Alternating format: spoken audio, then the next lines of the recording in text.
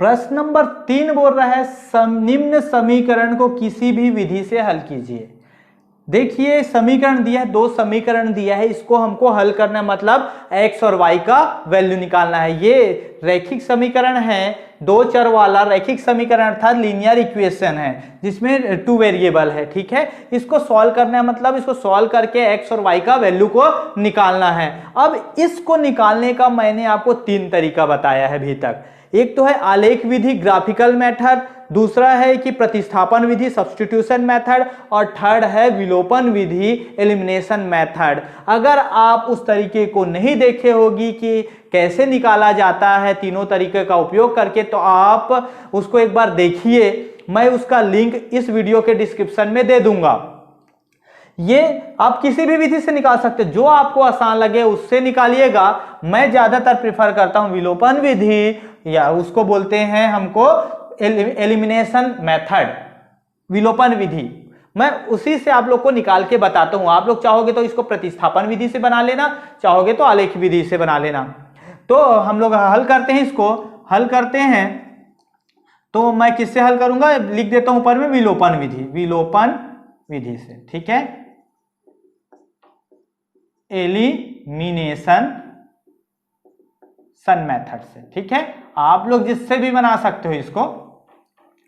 अब elimination method से बनाते हैं हम लोग विलोपन विधि से। तो क्या क्या दिया है देखो, x माइनस वाई बराबर ऋण 1, ये समीकरण 1 है, और 3x ऋण 2y बराबर ये 12 दिया है, ये समीकरण 2 है।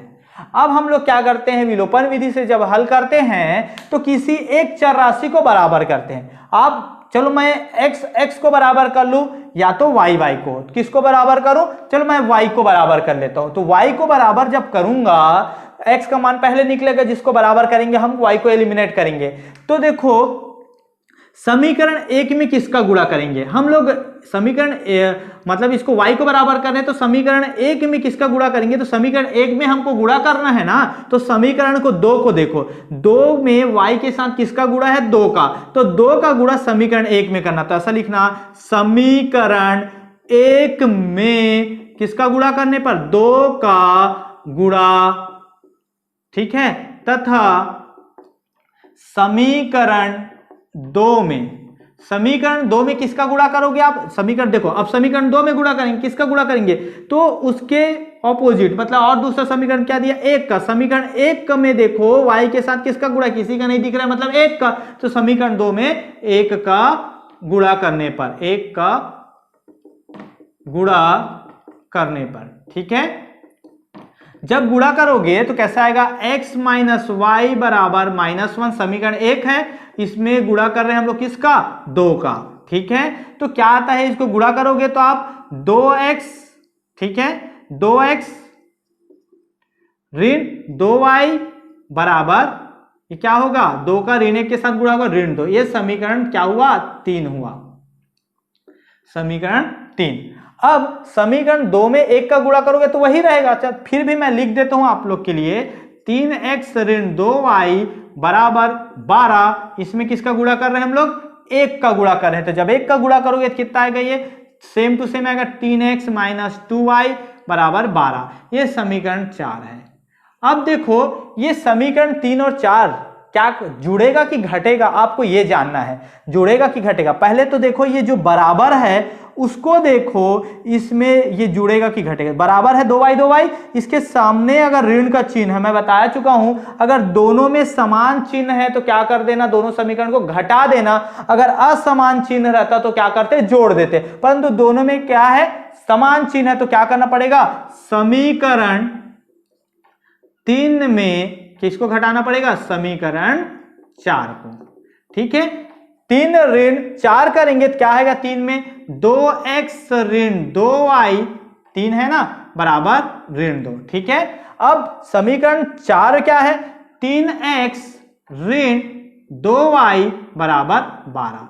हम लोग क्या कर रहे हैं, इसको माइनस कर रहे हैं, घटा रहे हैं। जब घटाते हैं तो ये चिन्ह कौन सा है, ये धन का क्या हो जाएगा, ऋण हो जाएगा, ऋण का क्या हो जाएगा, धन हो जाएगा, और धन का ऋण। ये बता चुका हूं कि कैसे होता है, इसको भी मैं उल्लेख कर चुका हूं, बता चुका हूं। ठीक है, जब भी अब इतना जानो कि जब भी घटाते हैं तो नीचे वाले का जो जितना भी चिन्ह रहता है ना, तो क्या होता है, बदल जाता है। धन का ऋण, ऋण का धन और धन का ऋण हो गया।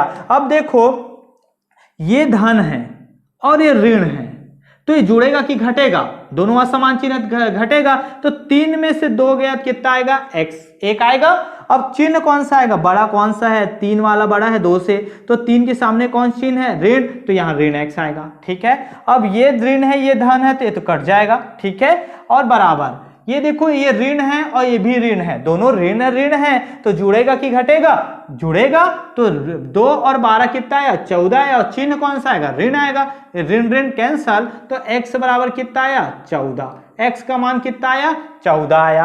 अब इस x का मान को हम किस में रख देते हैं? समीकरण 1 में रख सकते हो, 2 में, 3 में, 4 में, कहीं भी रख सकते हो। तो मैं 1 में रख देता हूं। x का मान समीकरण 1 में रखने पर, ठीक है, जब 1 में रखेंगे x का मान को, तो 1 में रखते हैं तो x का मान कितना है? 14। इसको लिख देता हूं पहले, x ऋण y बराबर ऋण 1। ठीक है, x का मान 14 है, ये 14 रखा, ऋण y बराबर ऋण 1। ठीक है, तो 14 इधर क्या कर रहा है? धन, सामने का चिन्ह देखना, धन है तो उधर जाएगा तो ऋण होगा। ऋण y बराबर क्या होगा? ऋण 1, ऋण 14 होगा, ये इधर धन है तो उधर जाएगा तो ऋण, तो ऋण y बराबर कितना होगा? ये ऋण 15, और ऋण ऋण कैंसल, तो y बराबर कितना आएगा? 15 आएगा। x का मान 14 है और y का मान 15। आप चेक करना चाहते हो कि ये सही है कि गलत, तो इस x और y का मान कोई भी समीकरण में रख के देख सकते हो। ठीक है, इसमें रख के देखोगे x का मान को कितना आएगा? 14 या 42। ठीक है, कितना आएगा? 42 है ना, ये ऋण। ठीक है, अब ये 2 ये और y का मान कितना है? 15, 15 दूनी 30, तो ये 30, 42 में से 30 गया कितना है? 12। देखो ये 12 आ गया ना, तो हमारा उत्तर सही है, मतलब x और y का मान सही है। आप चेक कर सकते हो बनाकर भी कि आपका आंसर सही है कि। प्रश्न नंबर 3 का दूसरा है। ठीक है, x ऋण 2y बराबर 5 और 2x ऋण 4y बराबर 6, तो इसको सॉल्व करते हैं दूसरा को, तो ये सॉल्यूशन, इसको सॉल्व करते हैं तो इसको समीकरण 1 दे देते हैं और ये समीकरण 2 हुआ। ठीक है, समीकरण 1 और 2, तो हम किसको बराबर करें? समीकरण 1 को मतलब x को बराबर करें कि y को? चलो इसमें भी y को हम बराबर कर लेते हैं, तो कैसे करेंगे?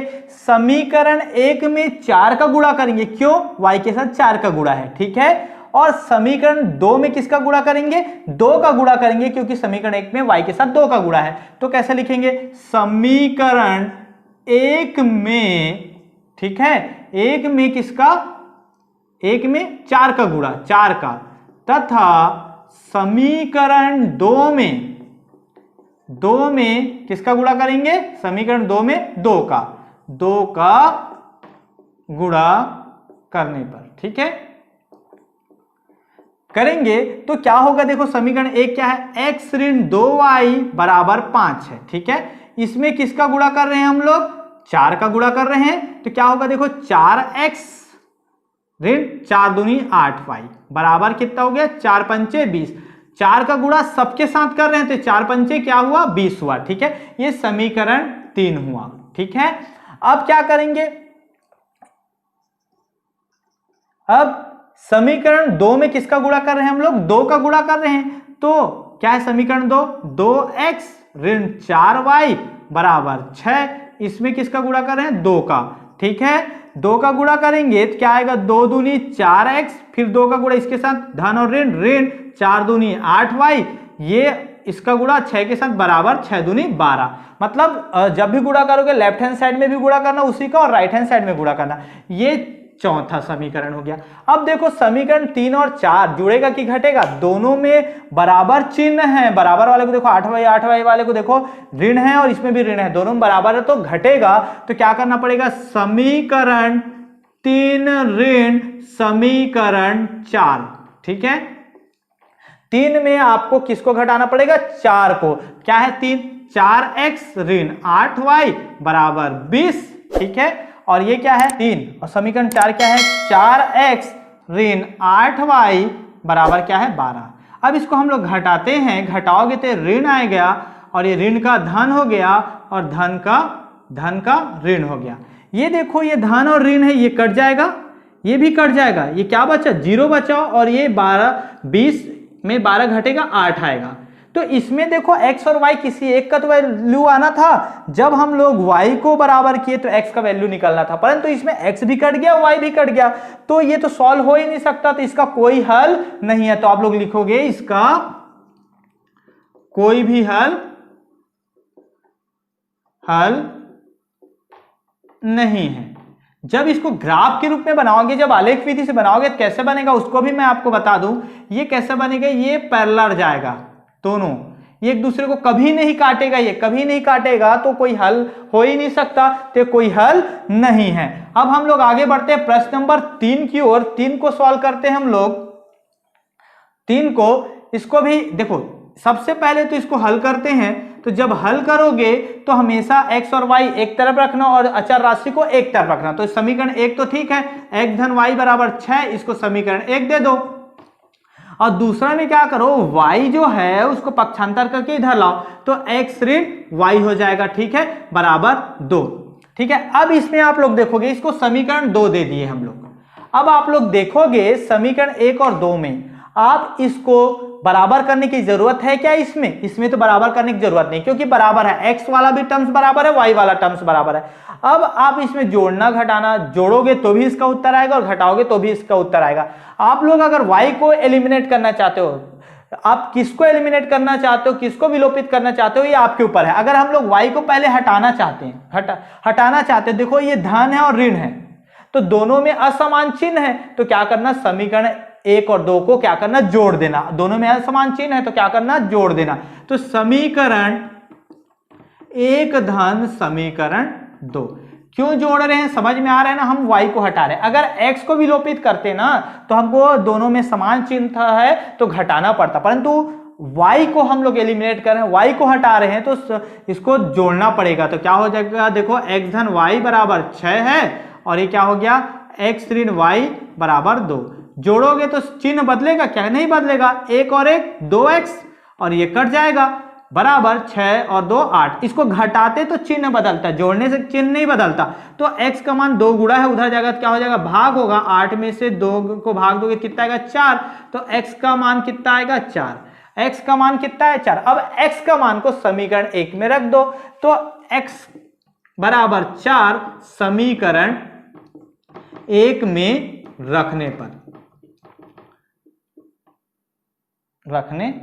समीकरण 1 ये है, ठीक है, समीकरण 1, ठीक, समीकरण 1 में रखना है x धन y बराबर 6। आप समीकरण 1 और 2 किसी में भी रख सकते हो, तो x बराबर 4 रखना। तो x धन y है, ठीक है, ये बराबर 6 है, तो x का मान 4 रखो, 4 धन y बराबर 6, तो y का मान निकालोगे तो 4 इधर धन है, उधर जाएगा तो ऋण होगा, ठीक है। तो y का मान कितना आया, 2, y बराबर 2 आया, x बराबर 4 आया, y बराबर 2। आप चेक कर सकते हो समीकरण 2 में रख के या समीकरण 1 में रख के। 2 में रख के चेक करना चाहते हो कि हमारा उत्तर सही है कि गलत, तो x की जगह पे 4 रखना और y की जगह पे क्या रखना, 2 रखना। इसको हल करोगे कितना आया, 2 आया ना राइट हैंड साइड, तो हमारा उत्तर सही है। तो ये था प्रश्न नंबर 3 का सॉल्यूशन। अब आगे बढ़ते हैं इसका प्रश्न नंबर 3 के प्रश्न नंबर 3 का चौथा और पांचवा की ओर बढ़ने से पहले मैं कुछ बातों को आप लोग को बता दूं। इसमें मैं कुछ बताना भूल गया। प्रश्न नंबर 1 में क्या था, x और y का कुछ ना कुछ वैल्यू निकला, कोई एक वैल्यू निकला, इसमें क्वेश्चन अधूरा है।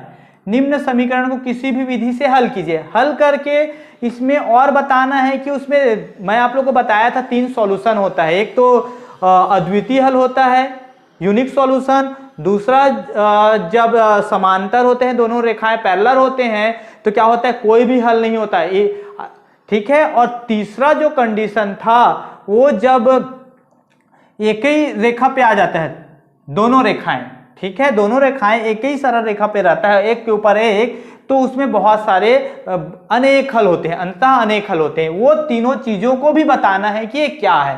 तो मैं नहीं बता पाया तो आप लोग उसको सुधार लीजिएगा। आंसर में पहला में क्या होगा, अद्वितीय हल होगा, अद्वितीय हल होगा, अद्वितीय हल। क्यों अद्वितीय हल होगा, उसमें x और y का मान निकला। दूसरे में x और y का मान नहीं निकला, क्या था, x और y इधर 0 आ गया और उधर कुछ वैल्यू निकला था, तो वो अंततः मतलब उसमें कोई भी हल नहीं हो सकता, वो पॉसिबल नहीं था हल निकालना। और तीसरा में भी x और y का मान निकला, तो वो क्या होगा, अद्वितीय हल होगा, अद्वितीय हल होगा वो। अब आगे बढ़ते हैं हम लोग प्रश्न नंबर 4 और 5 की ओर। अब वो कैसे होता है वो मैं बता दूं, अब फिर से सॉल्यूशन करेंगे इसको, ठीक है। हम लोग आलेख विधि से उसको बनाए थे, हम लोग अब कोई भी विलोपन विधि से हम उसको हल करके देख रहे हैं, ठीक है। तो समीकरण 1 क्या बोल रहा है, 5x ऋण 8y बराबर ऋण 1, ये समीकरण 1 है, ठीक है। अब समीकरण 2, इसको 3/5 को उधर ले जाते हैं, 3x ऋण 24/5y, ये हो गया बराबर ऋण 3/5, ये समीकरण 2, ठीक है। अब ये करते हैं हम लोग x के टर्म्स को बराबर करते हैं, ठीक है। तो x का जब बराबर करेंगे तो समीकरण 1 में 3 का गुणा करेंगे और समीकरण 2 में किसका गुणा करेंगे, 5 का। तो समीकरण 1 में 3 का तथा समीकरण 2 में किसका गुणा करेंगे, 5 का, 5 का गुणा करने पर, ठीक है। जब 1 में 3 का गुणा करेंगे मतलब 5x ऋण 8y बराबर ऋण 1 में किसका गुणा कर रहे हैं हम लोग, 3 का, तो क्या आएगा, ये 5 तिया 15x आएगा, ऋण 8 तिया 24y आएगा बराबर ऋण 3 आएगा। ये समीकरण क्या हुआ, 3 हुआ। अब समीकरण 2 में किसका गुणा करें हम लोग, 5 का, ठीक है।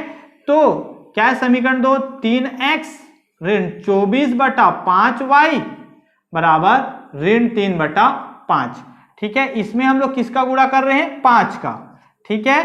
तो 5 का जब गुणा करेंगे 5 तिया 15x, 5 का इससे गुणा होगा, देखो 24, मैं इधर करके बता देता हूं, 5 गुणा क्या हो जाएगा, 24/5 होगा, ठीक है। तो 5 और 5 कैंसल हो जाएगा, ठीक है। तो क्या आएगा, 24 आएगा, धन और ऋण, ऋण आएगा, तो क्या आएगा यहाँ पर 24y आएगा, ठीक है। उसी प्रकार 5 का गुणा इसमें होगा, ठीक है। तो क्या होगा, ऋण 3/5 गुणा 5, मतलब ये कटेगा, 5 5 कट जाएगा, तो ठीक है 3 आया, तो क्या आया, 15x ऋण 24y बराबर ऋण 3, ये समीकरण क्या हुआ, 4 हुआ, ठीक है। अब देखो समीकरण 4, तो समीकरण 3 और 4 को जोड़ना है कि घटाना है, देखो x को बराबर किए तो ये दोनों में समान चिन्ह है, तो क्या करना पड़ेगा, हमको घटाना पड़ेगा। मतलब समीकरण 3 ऋण समीकरण 4, ठीक है। तो घटाएंगे क्या आएगा, देखो 15x ऋण 24y बराबर ऋण 3, ठीक है। तो ये क्या हो जाएगा, 15x, समीकरण 4 क्या है, 15x ऋण 24y बराबर क्या है, ऋण 3, ये भी वही है। अब जब इसको घटाते हैं तो ये धन का ऋण हो जाएगा, धन ऋण का धन हो जाएगा और ऋण का धन हो जाएगा। देखो ये कट गया, ये कट गया, ये 0 आया और ये भी क्या आएगा, 0 आया। देखो अगर ऐसा कंडीशन आता है, दोनों में 0 0 आ गए, दोनों या तो 0 0 आया या दोनों बराबर आए, जब ऐसा आता है ना तो ये क्या होता है, दोनों रेखाएं एक दूसरे के ऊपर, ये पहला रेखा है और दूसरा रेखा भी इसी के ऊपर आता है, मतलब उस संपाती उसी के ऊपर रहता है, मतलब प्रत्येक बिंदु पर इन लोग इंटरसेक्ट करते हैं, प्रत्येक पैरेलल उसी के ऊपर आ जाता है। तो ऐसा कंडीशन आता है, तो ऐसा कंडीशन आता है तो ये हल कैसा हल होता है, अंततः अनेक हल हो गए, मतलब इनफाइनाइट नंबर ऑफ सॉल्यूशन, अंततः अनेक हल होते हैं, अनेक हल होते हैं, मतलब infinite number of infinite solution, ठीक है। इनफाइनाइट सॉल्यूशन इसका होता है। और इसी में देखो पहला कंडीशन अद्वितीय हल, अद्वितीय हल कब होता है, जब x और y का वैल्यू निकलता है, कोई ना कोई वैल्यू निकलेगा x का और y का मान निकलेगा, तो उसमें क्या होता है, यूनिक सॉल्यूशन होता है अद्वितीय हल। जब इसमें 0 0 आ जाए या बराबर आ जाए दोनों पक्ष, ठीक है, तब क्या होता है, अंततः अनेक हल होते हैं, इनफाइनाइट सॉल्यूशन। और जब इधर 0 आ जाए, ठीक है, पूरा कट जाए और इधर कुछ ना कुछ वैल्यू आए, तो उसका कोई सॉल्यूशन नहीं होता, नो सॉल्यूशन, उसका कोई भी हल नहीं होता। इधर कोई वैल्यू आता है, इधर जीरो आता है और इधर कोई वैल्यू आता है, तो उसका कोई भी हल नहीं होता। ठीक है, तो ये कंडीशन, ये क्या हुआ, अंधता अनेक हल। अब इसको सॉल्व करते हैं। ठीक है, इसको सॉल्व करते हैं, इसमें भी वैसे करते हैं सॉल्यूशन। ये 3x ऋण 4y बराबर, ये क्या हो जाएगा, 1 हो जाएगा, समीकरण 1 हो गया। ये क्या हो गया, 2x, इसको लेते हैं ऋण 8/3y और 5 को उधर भेजते हैं तो ऋण 5। ठीक है, समीकरण 2 हो गया। अब इस पे बराबर करते हैं, x वाले टर्म्स को बराबर करते हैं, तो समीकरण 1 में 2 का गुणा करते हैं और समीकरण 2 में 3 का। तो 2 ऐसा लिखते हैं, समीकरण 1 में, ठीक है, 2 का, तथा समीकरण 2 में किसका गुणा करेंगे, 1 का गुणा करने पर। 1 का लिखा, समीकरण 2 में देखो, 1 में किसका गुणा करेंगे, 2 का, तो 2 में किसका गुणा करेंगे, 3 का, तो यहां पर क्या आएगा, 3 का गुणा करने पर। ठीक है, 3 का गुणा करने पर, तो ऊपर में हम लोग 2 का गुणा करेंगे, 3x ऋण 4y बराबर 1। ठीक है, क्या हो गया, 3 दूनी 6x ऋण 4 दूनी 8y और इसका गुणा होगा 2 एकम 2। ये समीकरण 3 हुआ। ठीक है, अब इसमें गुणा करते हैं, 2x ऋण 8/3y बराबर ऋण 5 में किसका गुणा कर रहे हैं हम लोग, 3 का, क्या हो गया, 3 दूनी 6x, ये गुणा होगा तो ऋण 8/3 गुणा ये 3 का गुणा होगा ना, बराबर ऋण 5 में 3 का गुणा। ठीक है, ये 3 और 3 कैंसल, कितना आया, 6x ऋण 8y बराबर 5 दिया 15, ऋण 15। अब ये समीकरण 4 हुआ। ठीक है, अब देखो समीकरण 3 और 4 जुड़ेगा कि घटेगा, तो ये x को बराबर के 6x बराबर है, तो ये दोनों में धन चिन्ह है, तो क्या करेंगे, हम लोग को घटाएंगे। तो समीकरण 3 ऋण समीकरण 4, जब ऐसा आता है तो ये घटाओगे तो समीकरण 3 क्या है, 6x ऋण 8y बराबर 2। ठीक है, ये आया 6x ऋण 8y बराबर ऋण 15। ठीक है, ये आया, इसमें घटाएंगे तो धन का ऋण हो जाएगा, ऋण का धन हुआ और ऋण का धन हुआ। ठीक है, ये कट जाएगा, ये भी कट जाएगा। ठीक है, ये 0 आया है, देखो ये दोनों है, धन है ऋण है, समान है, कट जाए, ऋण और धन है, समान है तो, और समान है तो ये कट गया, 0 आया। और ये क्या हो गया, 15 और 2 17, जुड़ेगा ना ये। अब देखो, अगर ये एक तरफ 0 आता है और एक तरफ कुछ ना कुछ वैल्यू आता है, तो ये इसका मतलब क्या है, दोनों रेखाएं, ये दोनों समीकरण जो रेखाएं हैं ना, वो पैरेलल आएंगे। ग्राफ में जो भी ग्राफ प्लॉट करेंगे या जैसे ऐसा प्लॉट किए तो दोनों कैसे आएंगे, पैरेलल आएंगे, मतलब एक दूसरे को कभी भी नहीं काटेगा। तो जब ऐसा कंडीशन आता है, दोनों पैरेलल होते, समानांतर होते दोनों रेखाएं, तो क्या होता है कि उसका कोई भी हल नहीं होता, कोई भी हल नहीं होता है। ठीक है, कोई भी हल नहीं होगा, मतलब नो सॉल्यूशन। ठीक है, एक कुछ भी हल नहीं होता। अब दोनों में अंतर देखो, दोनों 30, चौथा और 5वां में दोनों में अंतर देखो। ये अनेक हल कब होंगे, जब एक दूसरे को ओवरलैप कब करेंगे, एक रेखा हो गया, दूसरा रेखा भी इसके ऊपर आएगा। ये कब होता है, जब दोनों तरफ 0 आ गया, दोनों तरफ बराबर आ गए, और दोनों तरफ बराबर ना आए तब क्या होता है, कोई भी हल नहीं होता। और x और y का वैल्यू जब निकलता है ना, तो यूनिक सॉल्यूशन होता है, अद्वितीय हल होता है। ये 3 कंडीशन होता है, तीनों को याद रखिएगा। अब प्रश्न नंबर 3 का हम लोग लास्ट क्वेश्चन की ओर चलते हैं। ठीक है, प्रश्न नंबर 3 का 6वां, इसको सॉल्व करते हैं। ये समीकरण 1 हो गया और ये समीकरण 2, सॉल्यूशन। ठीक है, अब क्या करेंगे, किसी एक वैल्यू को बराबर करेंगे।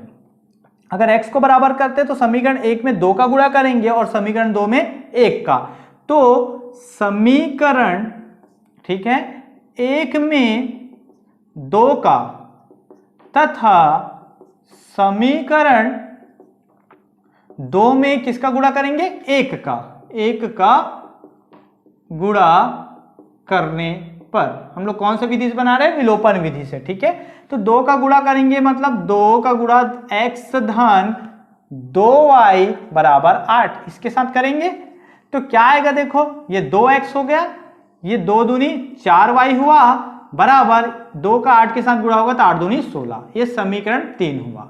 अब क्या करेंगे, समीकरण 2 में 2x धन 4y बराबर 16 में किसका गुणा करेंगे, हमको 1 का गुणा करेंगे। तो क्या होगा, ये जब 1 का गुणा करेंगे कितना होगा, 2x वही का वही रहेगा, ये 4y होगा और ये 16 होगा, ये समीकरण 4 हुआ। ठीक है, अब क्या करेंगे, ये देखो दोनों बराबर हैं तो क्या करना पड़ेगा, चिन्ह भी बराबर है तो क्या करना पड़ेगा, घटाना पड़ेगा। समीकरण 3 ऋण क्या करना पड़ेगा, समीकरण 4। ठीक है, क्या आ गया, देखो 2x धन 4y बराबर 16, क्या है ये 2x धन 4y बराबर 16, ये भी है। अब इसको घटाएंगे तो क्या हो गया, ये धन का ऋण हो गया, धन का ऋण हो गया, धन का ऋण हो गया। देखो ये कट जाएगा, ठीक है, धन है और ऋण है दोनों बराबर है तो धन और ऋण है कट जाएगा, ये कितना है 0। इस तरफ क्या भी आया 0, दोनों बराबर आ गए। इसमें x और y का वैल्यू नहीं निकला है परंतु दोनों पक्ष बराबर आते हैं तो क्या होता है, अंतः अनेक हल होता है, मतलब इनफाइनाइट सॉल्यूशन होता है, नंबर ऑफ इनफाइनाइट सॉल्यूशन। तो अंततः अनेक हल होंगे, अनेक हल होते हैं। ठीक है, अब ये देखो नंबर ऑफ इनफाइनाइट सॉल्यूशन, इसका इनफाइनाइट सॉल्यूशन होता है। अब कोई बोला कि ये दोनों रेखा कैसे होंगे, अगर ये अंतः अनेक हल होते हैं तो दोनों रेखाएं एक दूसरे के ऊपर होते हैं, मतलब समपाती होते हैं, एक दूसरे के ऊपर होते हैं, ओवरलैप कर जाते हैं और एक दूसरे के ऊपर दोनों रेखाएं, ये दोनों रेखा जब रेखा में इसको प्लॉट करेंगे ग्राफ में तो दोनों रेखाएं एक दूसरे के ऊपर होंगे, मतलब समपाती होते हैं। ठीक है, तो समपाती होते हैं तो अंतः अनेक हल होते हैं। ठीक है, अगर इस तरफ कुछ वैल्यू, इस तरह 0 आता, इधर कुछ ना कुछ वैल्यू आता तो दोनों बराबर, दोनों पक्ष बराबर नहीं रहते तो क्या हो रहता है, दोनों रेखा कैसा रहता है, पैरेलल रहते हैं, पैरेलल मतलब समानांतर रहते हैं। ठीक है, अगर x और y का वैल्यू निकल जाता है तो अद्वितीय हल होते हैं, मतलब एक दूसरे को, दोनों को एक दूसरे को क्या करते हैं, इंटरसेक्ट करते हैं। इतना 3 कंडीशन को आप लोग याद रखिएगा, बहुत आसान है। आई होप आप लोगों को समझ में आया होगा। अगर समझ में आया होगा तो लाइक कीजिए, शेयर कीजिए अपने दोस्तों तक ताकि उनको भी इनका लाभ मिल सके। और मेरे चैनल को अभी तक आप सब्सक्राइब नहीं किए हैं तो सब्सक्राइब कीजिए और बेल आइकन को दबा दीजिए, जिससे मैं जब भी अपना वीडियो डालूं तो आप लोगों तक पहुंच सके।